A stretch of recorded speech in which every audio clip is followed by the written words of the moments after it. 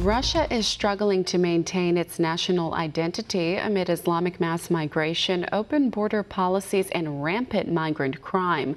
One America's Kristian Rouz has more on this story.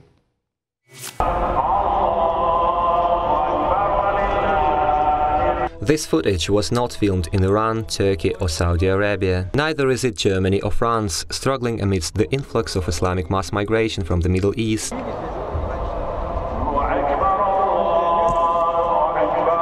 Welcome to Moscow.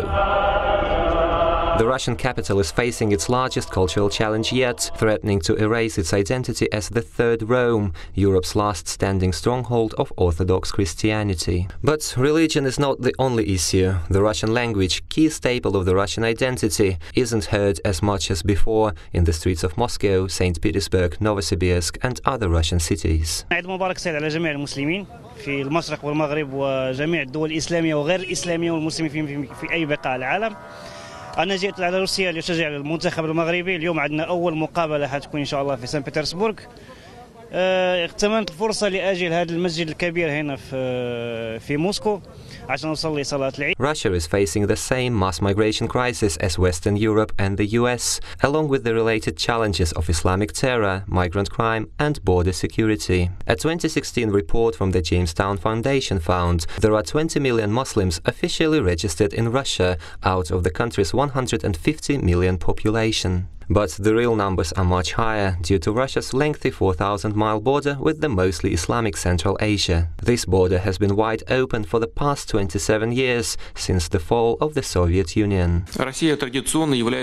Traditionally, Russia is an attractive country for migrants, and we're open to those who are ready to respect our laws, culture, traditions, language, and to work honestly. The Jamestown Foundation reported rife mass migration from Central Asia is advancing the Islamization of Russia. According to a separate report from the World Economic Forum, Russia is the world's third largest migrant destination, only behind the US and Germany, and is home to over 11 million mostly Islamic migrants. Russia's Federal Security Bureau, or FSB, has reported this influx of migrants is bringing the ideologies of radical Islam and growing extremist networks in Russia's largest cities. The core of the terrorist groups are immigrants from Central Asian countries who arrive in Russia as part of the flow of labor migration.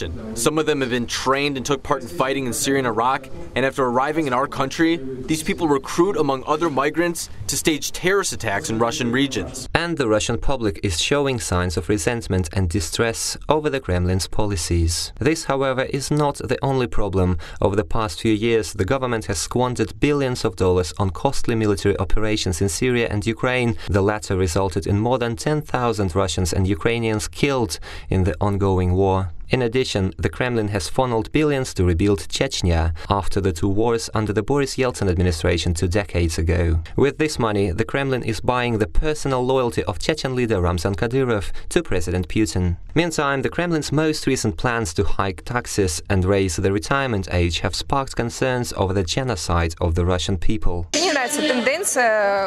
I do not like the tendency of lowering my life quality, the life quality of my family, and generally of all people. I think the policies that our government conducts are directed against the people. This government formally conducts a genocide on its own people.